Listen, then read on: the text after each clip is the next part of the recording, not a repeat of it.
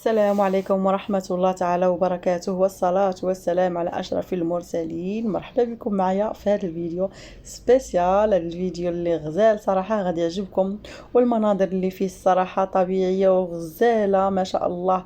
عندنا في المغرب في بلادنا بحور زوينين، وعندنا ما يتشاف، خاص غير الرزاق والصحة والسلامة والخاطر. صراحة داكشي غزال. كيف ما كتعرفوا شمال المغرب فيه بحور زوينين، ولكن البحور اللي كاينين في هذه المنطقه يعني منطقه الجبهه والنواحي ديالها بحور غزالين الصراحه، يستاهلوا ان الواحد يمشي ليهم ويزورهم. صراحه واحد النفسيه كتعرفي على واحد الناس لا عمرها دار، والبحور كذلك زوينين.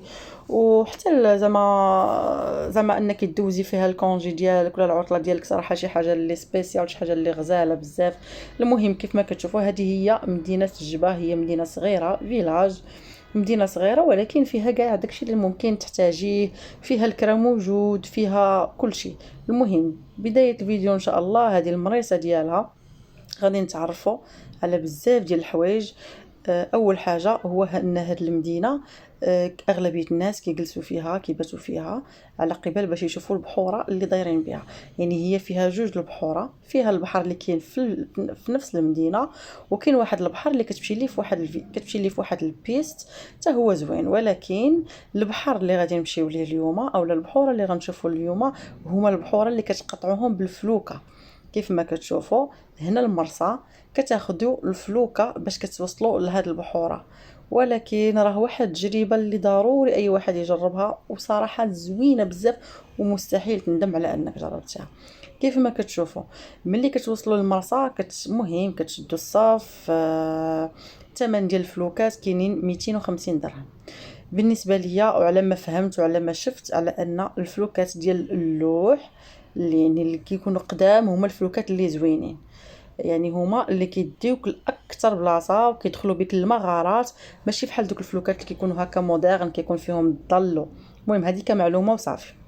هذه بالنسبه لاول حاجه. كتركبي في الفلوكه كتفاهمي مع مولاها ثمن 250 درهم كيديك وكيرجع لك. ولحسن الحظ ديالنا حنايا اننا تلاقينا مع واحد السيد الله يعمرها دار. هذاك السيد راه الله يعمرها دار، يعني على ما شفت الناس اخرين وعلى ما سولت الناس اخرين راه ما دارش بهم التجربه اللي زعما اللي داروا الناس. يعني دار بينا كثر وكثر، عرفنا على بزاف ديال البلايص، دوزنا على بزاف ديال البحوره، وعنده الخاطر اللي زوين فهادشي، عنده الخاطر وكيمشي بشويه حتى كيوصلك زعما بشويه كتشوف وكتستمتع. يعني انت غادي للبحر غتبحر. كنصحكم زعما في هذه التجربه غديروها الصباح، المهم ديروها الصباح باش دوزوا النهار كامل. يعني كيعطيكم الخاطر كيمشي بشويه تيخليكم تدوروا وتشوفوا عاد تيوصلكم للبحر. كتبقاي المده اللي بغيتي وكتعاودي تعيطي ليه اولا تعيطوا ليه وكيجي من موراكم. الثمن هو زعما كيديكم ويجيبكم 250 درهم. والله يعمرها دار. وصراحه مهم كيتم غادي بكم وكيشرح لكم، وكل بلاصه والسميه ديالها، كل مغاره والسميه ديالها والاحداث الاحداث اللي كانوا شحال هذه. صراحه عنده الخطر بزاف. غادي نخلي لكم النمره ديالو لتحت غير باش نتعاونوا معاه وصافي. المهم بالنسبه كيف ما كتشوفوا المناظر حنا غاديين دابا في هذيك الفلوكه ديال اللوح. قديمه زوينه، واحد الاحساس زوين غادي، واحد البروده كيدوزكم على المغارات. كيف ما كتشوفوا حنا غاديين للبحر سميتو الحواض. هذا البحر ديال الحواض هو بحر اللي زوين بزاف، ما فيهش الرمله، فيه غير الحجر. يعني ضروري ما تاخذوا واحد الصنادل بحال واحد الصبيبطات ديال البلاستيك، ولا المهم تكونوا لابسين صبيبطات ولا السبادريات، حيت ضروري باش تستمتعوا اكثر. كيف ما كتشوفوا غادي ندوزو على ثلاثه ديال البحوره، غندوزو على مونيكا واحد، غندوزو على مونيكا جوج، وكذلك على واحد البحر سميتو مرس الدار. كذلك المغارات غندوزو على بزاف ديال المغارات، ومن اشهر المغارات اللي كاينين هو مغاره عبد الكريم الخطابي. كيف ما كنتي تشوفوا غير هو حنا ما نقدروش ندخلوا لا حيت بنتي ما قدرتش تدخل، خافت، قالت لك كتخاف من الخفافيش، حيت هي اون فوا تدخلي ليها كتشوف الخفافيش. هو قالنا ما تياديوش، ولكن المهم يعني لا بغيتو تدخلوا ليها ضروري ما تكونوا راكبين في الفلوكات ديال اللوح. كيف ما كتشوفوا هذه مغاره من المغارات، انا زعما بزاف ديال السميات وبزاف ديال المناطق اللي ورانا صراحه. كيف مناظر غزاله صراحه يعجز اللسان. انا يا من احسن البلايص اللي شفت صراحه. من احسن البلايص اللي شفتهم هو هاد المنطقه ديال الجبهه والنواحي ديالها. حنا دابا غنمشيو للبحر ديال الحواض وغندوزو على البحوره. كيف ما كتشوفوا غندوزو على بزاف ديال البحوره، يعني مونيكا واحد، مونيكا جوج، وكذلك واحد البحر سميتو مرس الدار. غندوزو عليهم وغيدينا البلاصه اللي غنعومو فيها، وغندوزو النهار كامل. وملي غنكونوا راجعين كذلك مثال غادي يدورنا لنفس البلايص وتقريبا غيدوزنا من نفس التجربه. يعني راه ما كتسخيش بها. انا بالنسبه لي تجربه اللي زوينه بزاف وما سخيتش بها صراحه. مناظر طبيعيه والبحور وكيبان لك الماء نقي بزاف، يعني لدرجه انك كتشوف الماء شنو تحته كيبان لك الحوت. ومن غير ان العومان فيه زعما بلاصه زوينه. وملي كتكونوا راكبين ضروري كتكونوا راكبين لي جيلي ديالكم على قبل السلامه ديالكم.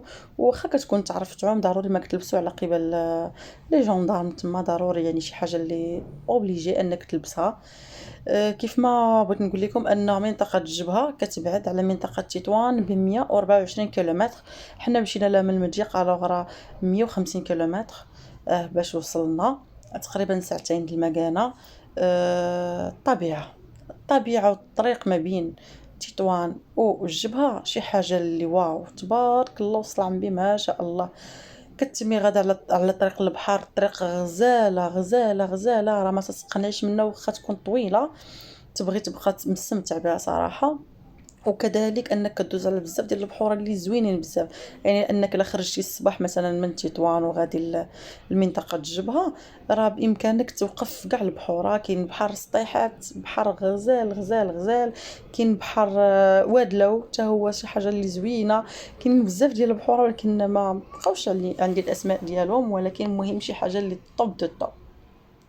المهم حنا كرينا فيها غير 3 جوغ، ولكن ما سخيتش بها صراحه ما كتسخاش بها لان بلاصه زوينه غزاله. مهم المنطقه هي صغيره، كيف ما قلت لكم هي فيلاج فيها لي ريستو فيها قهيوات، ولكن ماشي شي حاجه اللي كبيره. يعني ما تلقاوش فيها مثلا بحال دابا البنوك محالوش فيها.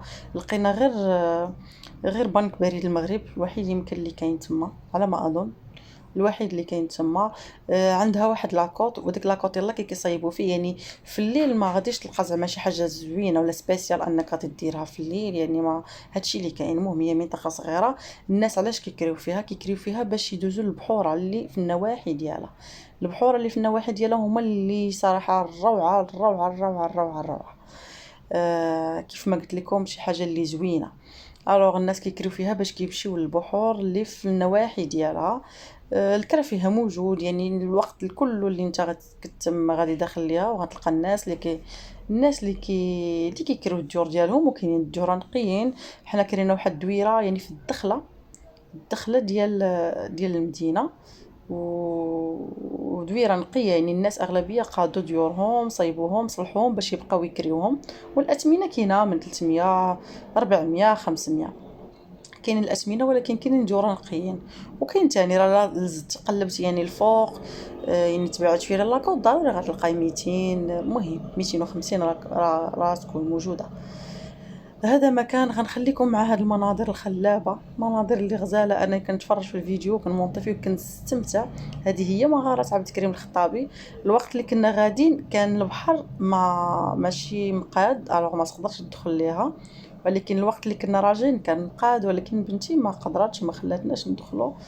خافت من الخفافيش كيف ما قلت لكم. ولكن راه مهم غنخليكم مع المناظر ان شاء الله يعجبكم الفيديو. بالنسبه للماكله، الا كنتو غتمشيو لهذا البحر ديال الحواض يعني هي غتمشيو ليه بالفلوكه، من الاحسن ديو ماكلتكم. كاين الناس اللي كاينين تما كيطيبوا، غير هي الا مشيتو معطلين تقدروا ما تلقاوش.